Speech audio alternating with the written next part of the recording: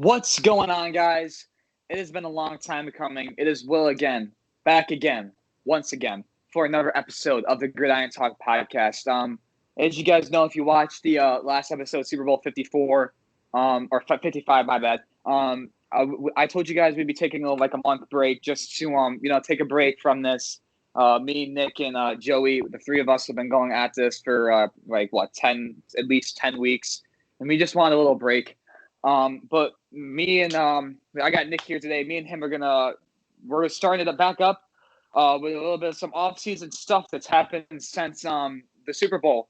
I remember when we talked about the last episode, we did talk about the Matt Stafford trade. Me and Joey did. So if you want our thoughts on that, go check out our Super Bowl 55 video. And we also talk about the Super Bowl. I know that's already over and stuff, but just if you want to know a couple cool facts about the Super Bowl and what we thought of it beforehand, go give that a check that out for us, please. Once again, before I start, I just want to give you guys a big thank you for staying with us, watching our podcast, I should say, every single week.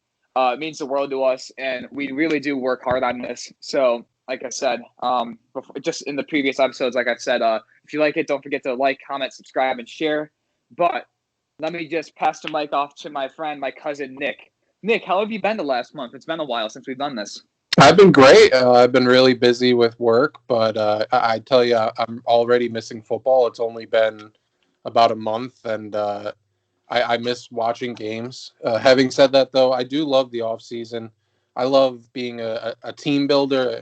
That's one of my favorite things to do. Like if I'm playing Madden, so I just love seeing free agent moves and trades and the draft, and I'm really excited to see these things kick off here in the next coming weeks.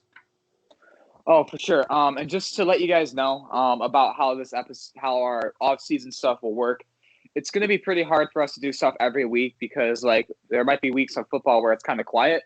So for the off-season, we're going to spend episodes will be 2 weeks apart, maybe even 3. It just depends how busy it is. But I just want to let you guys know that this won't be during the off season. Obviously, when the season comes back, we'll go back to a weekly thing. But I'm thinking for the off season, we'll do a bi-weekly thing, maybe even a tri-weekly. So just keep posted. If I don't post 2 weeks from now, the week of St. Patrick's Day, then you'll know it'll be next week. So just stay posted and stuff. We'll be doing this until week 1 of the NFL season. And then we, like Nick said, we got the draft coming up. If you guys want us to do some mock draft or just talk about the prospects, we got a lot of good players in this draft, man. It's going to be fun to watch. And the draft is, when the draft is at the end of March or at the end of April? End of April, I'm pretty sure. End of April. So we got, free agency starts soon. I think free agency starts next week. Mm-hmm. So that'll be fun to watch, especially with a bunch of high profile free agents like Kenny Galladay, Allen Robinson, Chris Godwin, just to name 3 key receivers. Those are going to be some cool free agency moves. Not to mention the players that have been released so far, which me and Nick we're going to talk about. So, Nick, are you ready to start the first off-season edition of the Gridiron Talk Podcast? Oh, I'm ready. Let's do it. All right. So first, I know this is going to be pretty.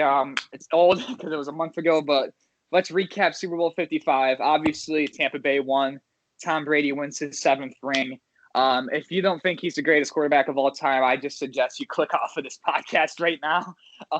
He's just undeniable. I mean, as much as I don't like Tom Brady and as much as I despise him, I respect him now, and I actually kind of like the Tampa Bay Tom Brady. What about you, Nick? What are your thoughts on Tom Brady winning the 7th Super Bowl and the Buccaneers winning their 2nd in franchise history? Yeah, I mean, like you said, I don't like Tom Brady a whole lot, but you got to respect his game, where he's come from. Ever since he joined the league as being, a sixth round pick, I think it was, he's had a chip on his shoulder, and he's had to prove to everyone that he's legit, and he's done that. He's shown the world that he is and it's hard to argue with 7 Super Bowls. And I think he's actually been in 11 or 12 now. I think it's 12. I could be wrong on that, but the dude's been in the league, 17, 18 years, something crazy like that. And he's been in the Super Bowl for more than half of his entire career. How do you not respect that? He's been to the Super Bowl. Let me think. He won 6 with the Patriots. And he lost 3, 2 to the Giants, 1 to the Eagles, and then this one. So this was his 10th Super Bowl, and he's won 7 of them. So he's won 70% of the Super Bowls he's played in. Insane.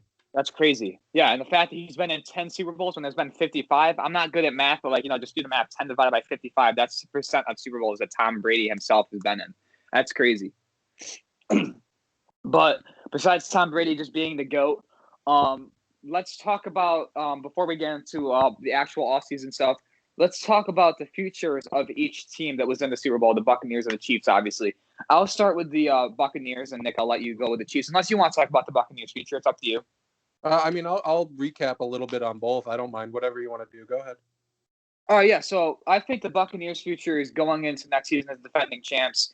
They got Tom Brady going into his last year of his 2-year contract. And I know we keep on saying, he's going to retire. He's going to retire. But, it's closer to the end than it is, not, Mm-hmm. He'll be retiring in the next 5 years for sure. And I think next year, if he played like he did this year, I think he could probably play for 2 years max. That's just my opinion. Now, if he falls off bad, which I'm not saying will happen, I'm just saying, if he has a Drew Brees type year where he was very pedestrian, I could see him retiring at the end of next year. But if he plays good, I could see him playing for another 2 years. But the Buccaneers, they need to retain a lot of free agents. Chris Godwin, like I said, is one of them. Antonio Brown, Shaq Barrett, Levante David. They got a lot of key pieces they need to keep on their team if they want to stay at the top of the NFC. And it all starts with Tom Brady maintaining his high level of play, man. What do you think about the Chiefs' future? Do you think they're going to win the AFC next year? Do you think Patrick Mahomes will bounce back? Just give me your thoughts on the Chiefs. Yeah, I think the Chiefs, they are built for the long haul. They have a lot of really young talent. We could see a lot more of guys like Clyde Edwards-Helaire next year who started out really hot, but then they kind of, slowed down at the end, especially with the signing of Le'Veon Bell. But, going into that sophomore season, I think we could really see some progression from him. They still have Tyreek Hill, who's an elite, if not one of the top 1 or 2 receivers in the league, in my opinion. He's just one of the best. They have the best quarterback right now in Patrick Mahomes. They need some work on defense, but I think they're built to be contenders for the next 5+ years right now, at least. And I would not be shocked at all to see a rematch of the Super Bowl next year. We'll see, but I could definitely see that happening. For sure. Obviously it's way, way, way, way too early to say that because free agency and the draft, but I agree. Just looking at their rosters now, obviously these 2 teams made the Super Bowl, but I could definitely see that happening. And just thinking off the top of my head, the only threat in the AFC, the Chiefs, in my opinion, is the Bills. I don't really think any other team is close to the Chiefs and the Bills. And in the NFC, if Tom Brady plays like this, then no team is even closer to the Buccaneers. Aaron Rodgers had an MVP type season. He couldn't even beat the Buccaneers. So that's that. I think the offseason will be a major key if the Chiefs can sign some more defensive talent, if the Buccaneers can retain 4 of those guys I just mentioned. They will be key in bringing both of those teams back in the Super Bowl for Super Bowl 56. So yeah, let's just go into the regular offseason news. Excuse me. The first one we have is Washington. Well, first of all, Washington is keeping the football team name for another year, which is just unbelievable. I don't know why they can't think of a new name, but Nick, I know me and you think the Washington football team is stupid. What do you think of them bringing it back for 1 more year? Do you think it's stupid? Do you think they should? Do you think it's a permanent name? What do you think of it? I don't think it's a permanent name. I do think it's ridiculous. As an organization, they've had plenty of time to come up with a team name. Perhaps there's more to it than we don't realize right now. Maybe they're thinking of relocating or something like that, and they're waiting to see where they relocate to redo their branding. I have nothing to back that up. I have nothing at all, but it's just an idea. Maybe there's more behind the scenes we don't know as to why they haven't named their organization. It doesn't make sense. I could name you 3 names right now that sound good, and that's just off the top of my head.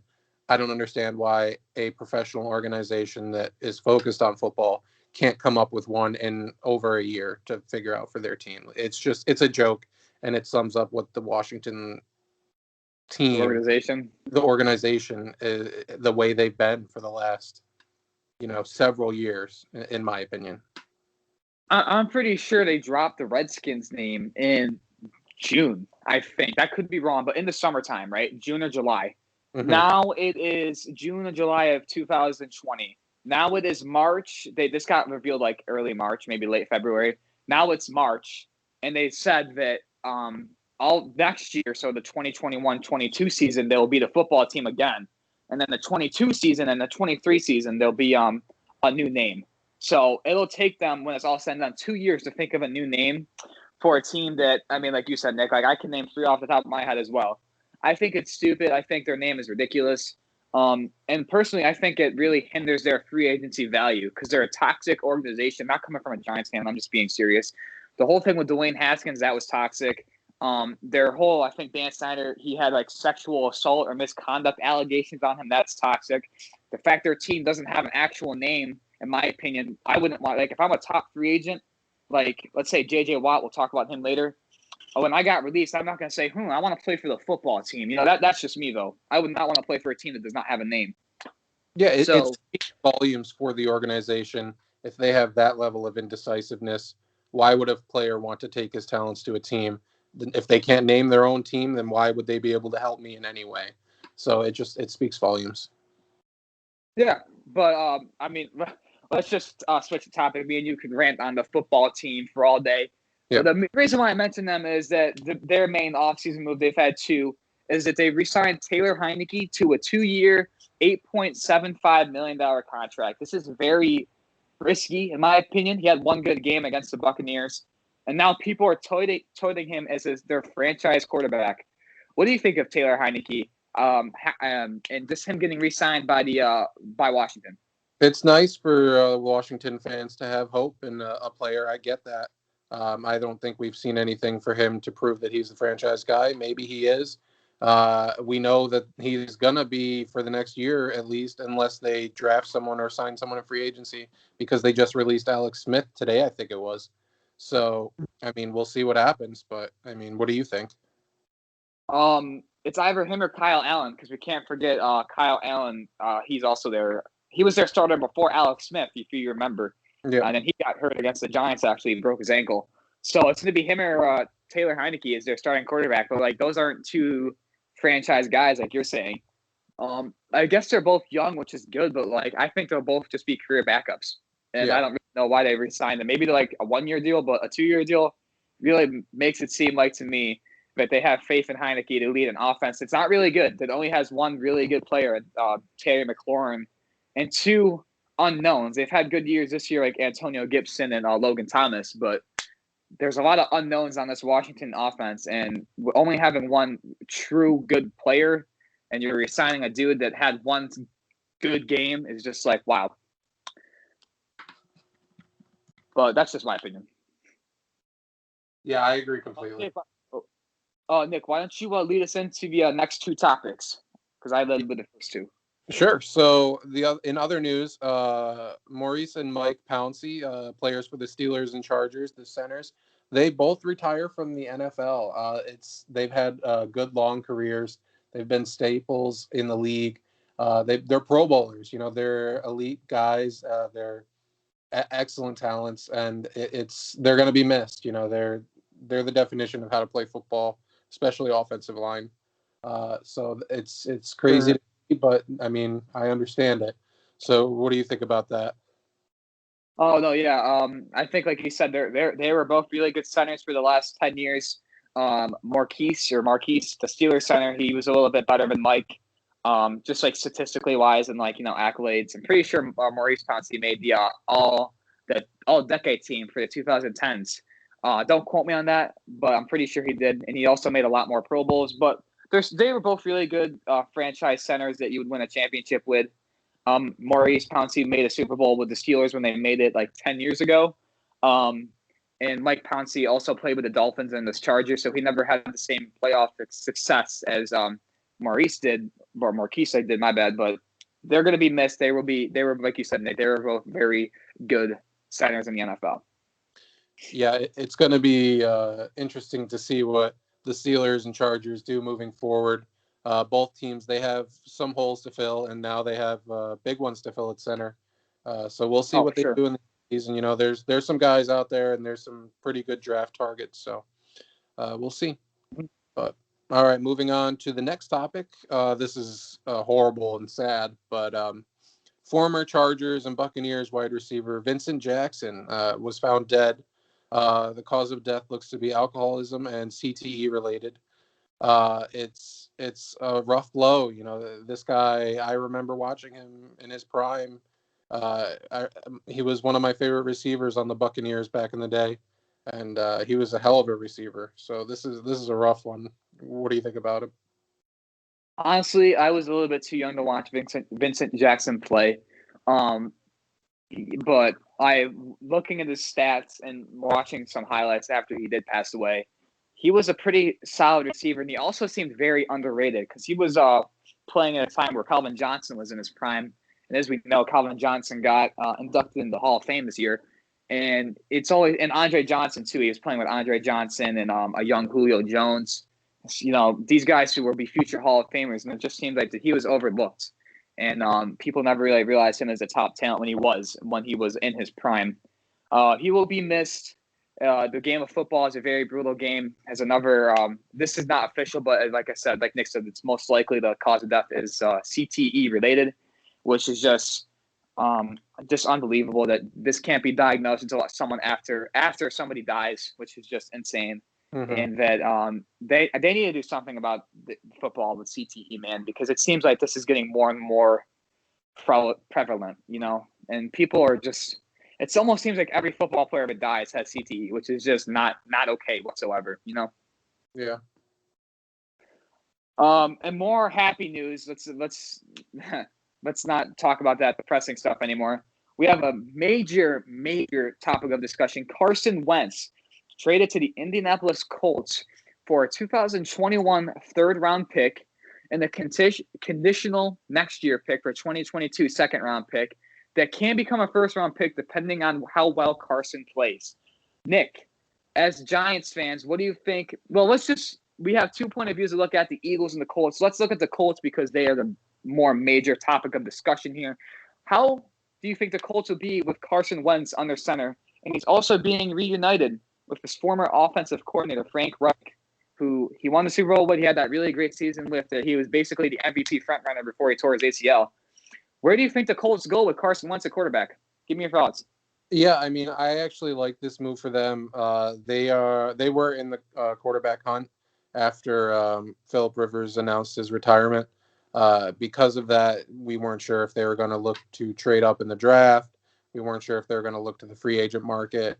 But now we know. We know that their guy for the next, at least year or two, more than likely, if not longer, is Carson Wentz. And like you said, with him having Frank Reich there, who he's proven he can be successful with, I think this is a good move for them. I think Carson Wentz, while I don't like him because I'm a Giants fan, I think the Eagles, they failed him by not being able to provide him with adequate talent and adequate protection on the line. I don't think he's an elite quarterback, but I think he's definitely better than what we've seen out of him the last couple of years. Agreed. I don't think he's elite either. I mean, I'm not saying that one season was a fluke, but I mean, every quarterback can have one really good season and kind of fall off the face of the earth. Example would be like Jimmy Garoppolo. I mean, I know he was hurt this year, but like last year when they made the Super Bowl, or 2 years ago, he had a pretty good year, and that's what Carson Wentz is, pretty good. I say when he's like at the top of his game, he'll be like a top 15 quarterback. But I agree. I think the Eagles completely failed Carson Wentz. They didn't really draft well when he was a quarterback. They signed Alshon Jeffrey and Deshaun Jackson, who they just released, which we'll get into next, who are old. And, they draft J.J. Arcega-Whiteside over DK Metcalf, and then they draft Jalen Reagor over Justin Jefferson. I don't think this is Doug Peterson's fault. Even though it said they weren't talking after Carson Wentz got benched, they didn't talk for the rest of the year, which is just insane. I think it's the GM's fault, and he's to blame for everything that's happened in Philadelphia. The fall, and me and you talked about this, Nick. We thought the Eagles would be good for a long time to come after they won the Super Bowl because they looked pretty damn good, and now look good. The fall from grace. They're drafting sixth in the draft. Now they have Jalen Hurts as their starting quarterback. They have Nick Sirianni, who made an awful first impression in this press conference. Like this organization, not just trying to be biased. I'm just just being serious about this. It doesn't look good for the Eagles in the future. It seems like these two teams have basically not flipped. The Colts are on the up and the Eagles are on the down. Yeah. Anything else to add to this? No, I completely agree. It's a rough go of it for the Eagles. Like you said, now that they have to rely on Jalen Hurts, what do they have for weapons right now other than Jalen Reagor? Considering the Eagles have released Alshon Jeffrey and Deshaun Jackson, with the release of those two guys who were injured all of last year, granted, so they didn't really play much, if at all. Going into next season, what was their plan other than Jalen Reagor and Dallas Goedert, really? Because Zach Ertz hasn't been much of anything. I know that they got some and he's a free agent too. Is he? Okay, all right. So yeah. So Zach Ertz. It's just crazy. What is their plan? Hopefully they can figure something out with their draft picks. I'm sure they're going to be in the wide receiver market. I wouldn't be surprised to see a Jamar Chase, Jalen Waddle, or Devontae Smith fall to them. And if I were them, I would jump on the opportunity to grab one because they really need the weapons for Jalen Hurts to succeed. They need to. I mean, I don't really know what else they could do. If they don't draft a receiver, then I would. If I was an Eagles fan, I would not be a fan of them anymore. They need to draft a receiver.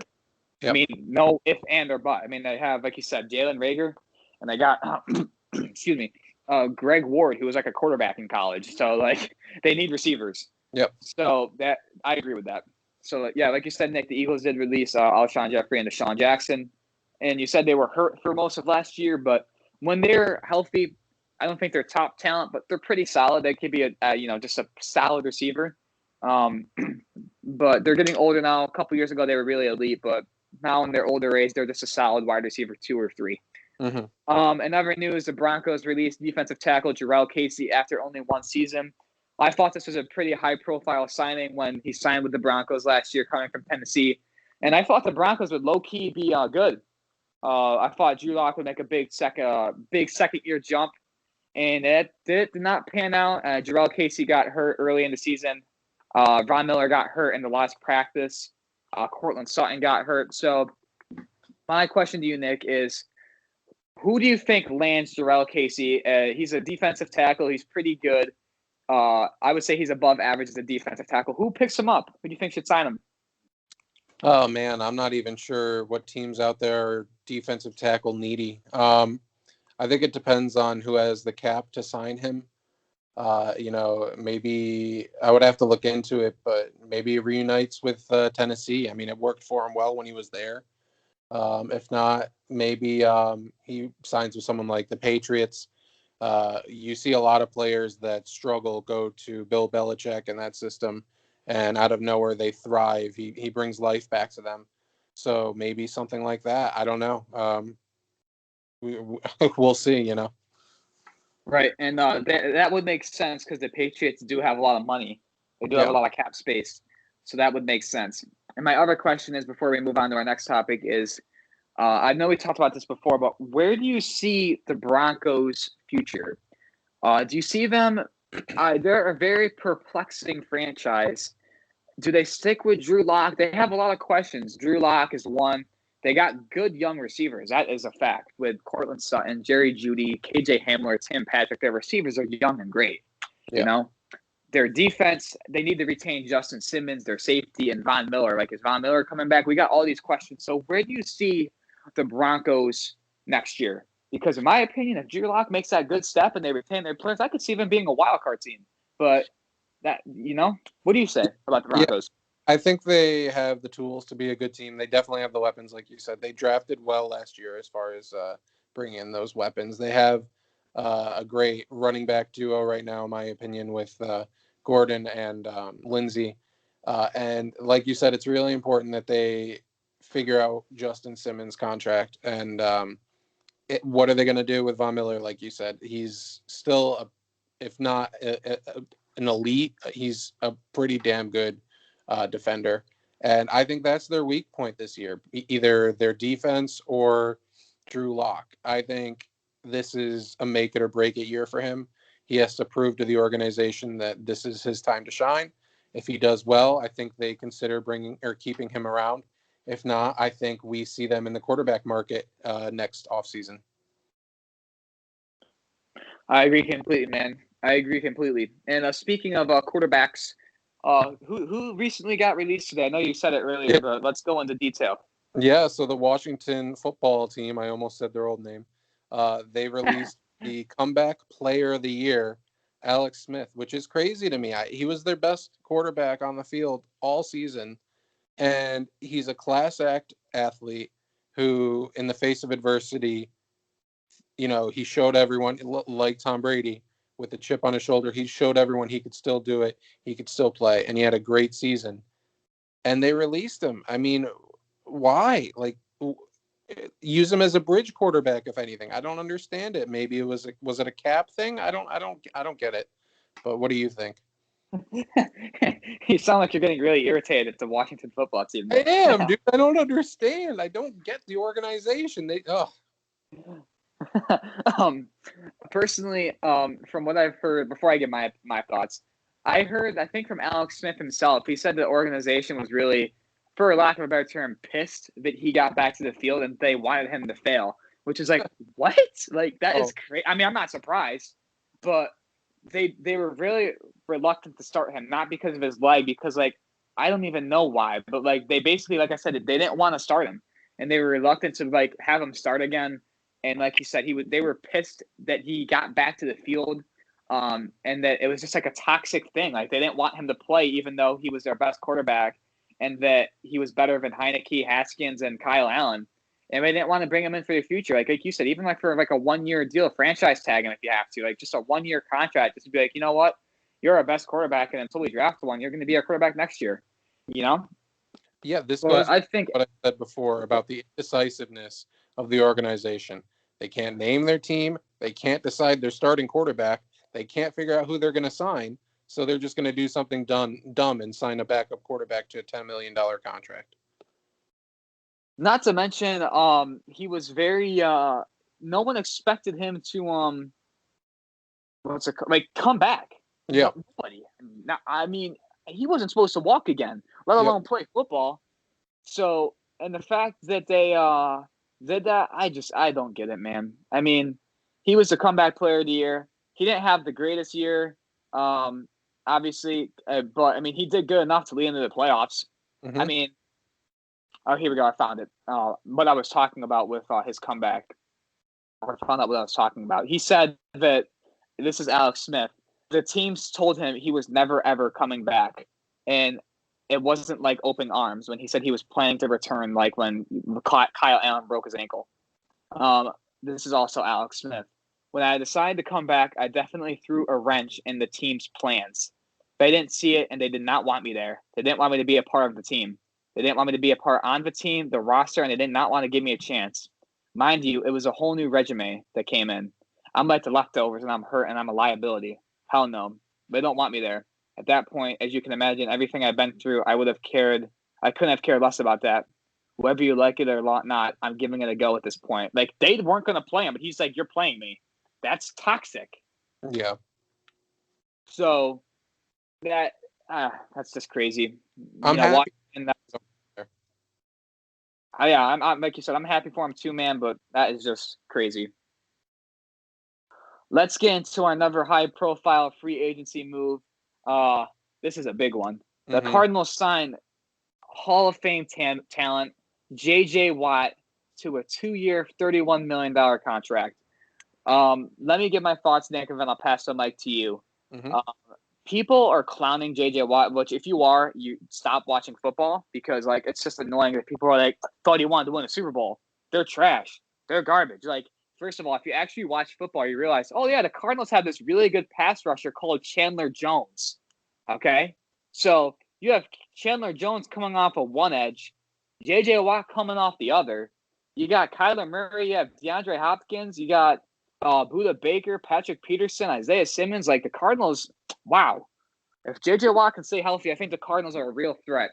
And I think, in my opinion, this signing guarantees that Larry Fitzgerald comes back for one last year because, I mean, come on, J.J. Watt catapulted their odds of winning the Super Bowl, in my opinion. I'm not saying they're the favorites, but, like, they were a hell of a lot better since he got there, you know? What are your thoughts on J.J. Watt getting signed to the Arizona Cardinals? Yeah, so I am a fan of the Cardinals. I appreciate this signing for the organization. Having said that, I think I disagree with you just a little bit. I think J.J. Watt was chasing the money with this signing. I do think he makes them a contender, possibly maybe a 10, 11 at most win team with a potential deep run into the playoffs. But other than that, I mean, if he wanted to win a Super Bowl, in my opinion, he should have signed with someone like the Packers. It's a great team that, they're primed and ready to go. They have talent. He's from Wisconsin. He's familiar with the that's his hometown. So I think he should have gone to somewhere like that if he wanted to win. But at the same time, if I was in his shoes, Arizona offered him a lot of money. He's still really good. They offered him a ton of money. I get it. I probably would have done the same thing. So I understand the signing. I'm excited because, like you said, with Chandler Jones back next season, I think those two guys on the ends will be great. They've got a young, good player, Isaiah Simmons. They've got Budda Baker, again, a young, good player. There are definitely some quality players on this team. So we'll see what happens. I think they're the fun choice next season to make a run. And I hope it works out. I really do. I hope so too. It'll be really interesting to see where the Cardinals go with J.J. Watt. Definitely out of left field too. I did not expect him to sign with the Cardinals, but like you said, they threw him the bag and he took the bag, and now he's there for 2 more years at least. Yeah. Nick, please into our next topic about the Miami Dolphins. Yeah. So actually, I think why don't we bunch these next three together and just talk about them together? So we have a couple released. Right on. Yeah, we'll talk about a couple players that have been released from different teams. The Dolphins, they released Kyle Van Noy. The Vikings, they released Kyle Rudolph, and the Raiders released Gabe Jackson. There's a bunch of releases right there. I think a lot of these are due to cap situations, and potentially these teams are trying to pursue targets in free agency in the coming weeks, and they wanted to just free up some money and see what they could do. These are some quality players, some of them older than others. Some of them are in their prime. It's just kind of a weird thing to see a couple of these names here. But I particularly, I'm a fan of Kyle Van Noy. But what do you make of these three releases? Yeah, like you said, they're all pretty. I don't think they're top tier talent, but they're all really solid talent. Yeah. Van Noy's a pretty solid linebacker coming from the Patriots. He won a couple of Super Bowls with them. Now he had a pretty good year in Miami. Kyle Rudolph was a Pro Bowl tight end, and it seems like they're going to have Irv Smith Jr. be the tight end for the future in Minnesota. And I can see Rudolph going to a team that needs a tight end. An example would be the Buffalo Bills. That would be a pretty good fit for him. They need a tight end, and if he wants to win a Super Bowl before he retires, then go to Buffalo. Gabe Jackson, that was the biggest surprise out of all of them because he's a pretty solid offensive guard, and we all know how good the Raiders' offensive line is. Me and Nick have talked about it in the past. And he is getting released, and I thought if anyone would get released, it'd be Richie Incognito because he is about to retire, and he's younger. Gabe Jackson's much younger than him. So, I mean, I'm a Giants fan, and just like you, Nick, I want the Giants to go after Gabe Jackson because he's a young offensive guard, and he's really good. And we need to beef up that line for our boy Saquon coming back. And the Giants are looking to release or / trade our guard Kevin Zeitler. So if we can get rid of Kevin Zeitler and get Gabe Jackson, that would be great, you know? Yeah, we'll see what happens there. I mean, I'm not really sure what these teams were thinking. Speaking about the Giants possibly releasing Zeitler, I don't know if it's going to happen. I think it was a rumor. I personally hope it doesn't happen. I'm a fan of his. But, I mean, if it does, maybe they are in the market for Gabe Jackson. You know, he could be welcome addition to the team, and maybe he could be a good role model for the guard on the other side, Will Hernandez or Shane Lemieux, something like that. But we'll see. I mean, it's just been a wild ride with the players that have been released. Yeah, and I know this is not in our little script we have, but I forgot to talk about this. The Russell Wilson trade rumors. Yeah. And I mentioned this because the Raiders, Cowboys, and Bears are the three top choices, not for Russell Wilson, but those are the three teams that keep on getting mentioned. What do you think of Russell Wilson? Do you think he'll get traded? Do you think he won't? And if he does get traded, where will he go? Just real quick. Man, I don't think he's going anywhere right now. Maybe next offseason, or maybe in the middle of the season, depending on how the year goes. I could see a team like Chicago. I could see them going for him. That makes sense to me. That seems like a good fit.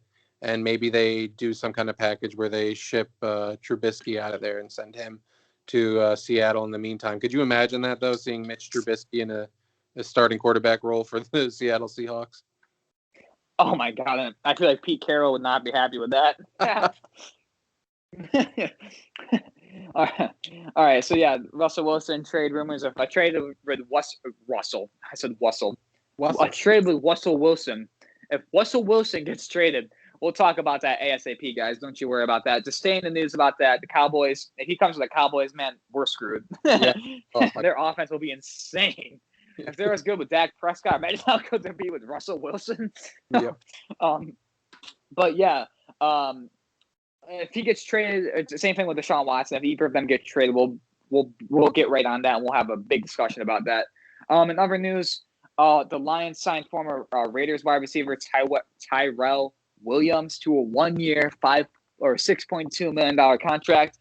Tyrell Williams was brought in to be the number 2 receiver around Antonio Brown when he was on the Raiders, and we see how that panned out. He actually did not play this year, Williams, because he had a torn labrum, which I believe is a chest. I could be wrong, but he was out all of them this year. So with Kenny Golladay being a free agent and Marvin Jones Jr. potentially also getting released or leaving, he'll be Jared Goff's number 1 target in Detroit. Anything to add to Tyrell Williams going to Detroit, Nick?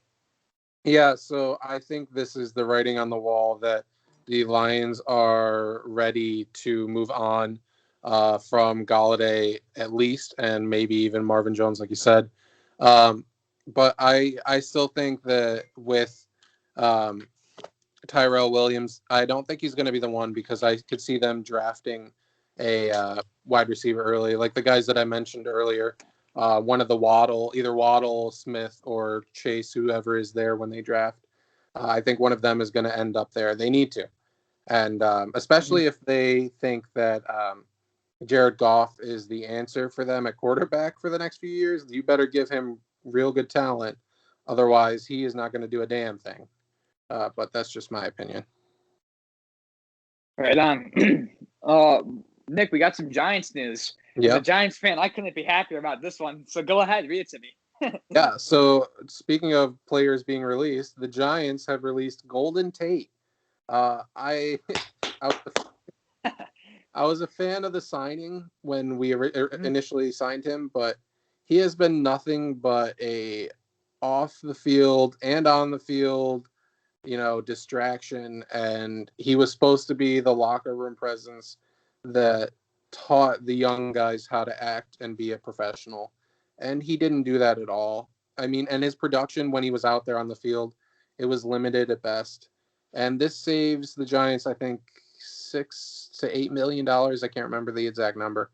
But with the salary cap decreasing this season due to COVID, that every dollar counts. So this is a good thing for me, in my opinion. What do you think? Oh, I agree. We signed Golden Tate to fill the void that OBJ left behind, and he did not fill it, not even close. And he, like you said, he was kind of toxic. I remember when we played the Rams this year, him and Jalen Ramsey got into like some type of fight, which is ironic because they're in-laws. Jalen Ramsey's married to / dating Golden Tate's sister, and they were literally fighting on the field. So Golden Tate seems like he's pretty toxic. I'm not going to lie. And we don't need that in New York when we're rebuilding a good, solid young team. We don't need a toxic distraction on the field and off the field. So I like to move. I think that points to us to make a move in the wide receiver direction, because now it looks like our three receivers are Shepard, Slayton, and who would be our third receiver? I guess Dante Pettis, I guess. So yeah, right now, Pettis. Dante Pettis, Cody, or Board, maybe.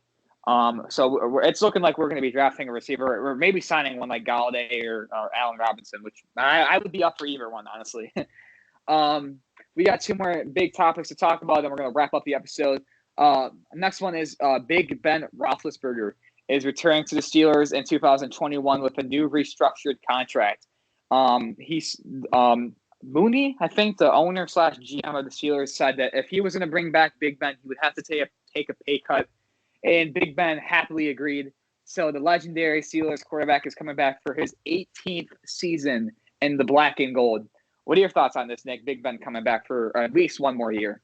Why? That's my thoughts. Why? So in reality, I mean, it's his 18th season, but he's played 13. So I mean, it's his 14th season. But no, I mean, he's a good quarterback. He's old now. He wants to give it one more run. I mean, they had a good season last year, but I mean, they played no one. And when they actually started playing teams, they got destroyed. And they have a really rough schedule next year. So I don't really understand this. I think Ben Roethlisberger is going to go out next season, and he's going to get his butt kicked, and he's going to wish he retired now. That's my opinion. Lead us into our last topic for this episode, Nick. Yeah, so this one's interesting.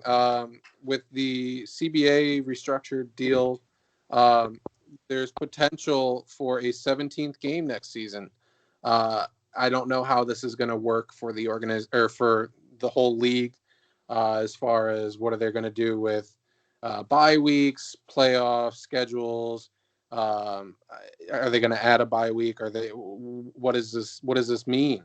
I know players aren't going to be happy about it. 16 games is a hell of a long season when you're getting just absolutely battered and destroyed week in and week out. I know by the end of a 16-week season, they're exhausted and they want to break. So adding a game, it just doesn't really make sense to me. I think it's just a money grab. What do you think? I agree. And with everything you said, and for some points of my own, I like even numbers, and 17 is not an even number, so I don't like that. I was like, hey, I'm not cool for 17, but 18 would be cool. Kind of like how there's 7 seeds in the playoffs. I'm like, can we ever go back to 6 or go up to 8, please? Yeah. But that's just me for one. And two, I think it really messes up the records because, I mean, an example of like Peyton Manning's legendary 55 touchdown season. I mean, look at what Patrick Mahomes did in like 15 games because he didn't play that last game, or maybe he did. But my point being is that the record's going to be easier to break too with 17 games. I mean, one game is a lot in football. That's a good point. An example would be like Derrick Henry. He rushed for 2,000 yards in the last game, and if he had one more game, he could have probably broke the single-season rushing record. So records going to be broken a lot more, which is just not cool, especially the guys that established these records when the league was originally 14 games. I'm not a fan of it at all. I really hope they don't add it. And not to mention, like, it messes up the scheduling, too. Like, the schedule is very nice and orderly, and how would they add one more game, Like, I know, like, the Giants, like, how it works for the Giants is, like, they play each of their division guys twice. That's 6 games. Then they play another division completely. So let's say the NFC South. So that's 4 more games. That's 10. Then they do the same thing if they play the NFC South and they play the AFC South. So that's 4 more games. That's 14. And then they every 2 games is the same conference, but they're standing. So, like, next year they'll be playing the Dolphins. The Rams, because the Rams and the whoever else finished second in the other divisions, the division that they're not playing. So they'll be playing the NFC North second, NFC West second, or something like that. And then, yeah, like you're saying, how it worked next year is like I think they'll be playing the AFC East second seed. So in that case, the Dolphins, and then the year after the AFC South, whatever seed they finished, and the West and the North. It's just stupid. Complicates things. It complicates things, right? And there's no need for it. And I think the players as a whole don't like it. And I think if they do go through with it, they might lock out. Like they might have a lockout. You know what I mean? Like they kind of like a strike. They've done that before. You know. Yep. So that's just my thoughts on it. Anything else to add, Nick, before we wrap up this episode? No, I think that's it. I think we covered pretty much everything that's gone on so far in the offseason. It's been busy since it's only been a month, but it's been a busy month as far as the NFL goes. And I think it's just going to get busier and busier. So I'm excited for free agency. I can't wait. Me too. And when more moves get made, we'll be right on it. Don't you guys worry. It's kind of hard now because free agency hasn't officially started.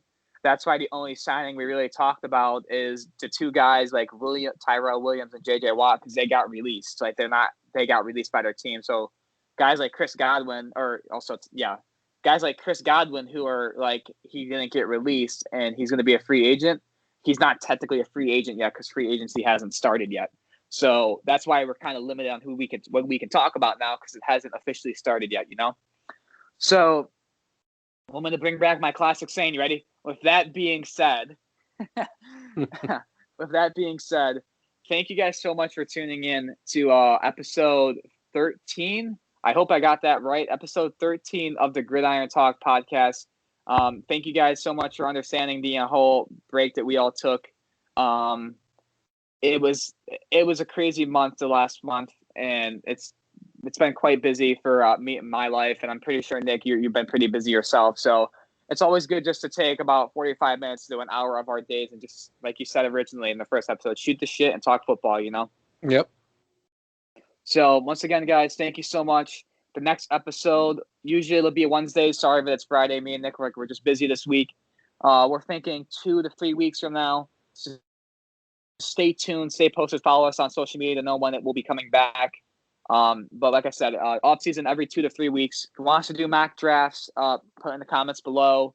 Any questions, comments, concerns, also put in the comments below. If you liked the video, don't forget to like, favorite, subscribe, share it to all your friends and family. Thank you guys so much and have a great weekend.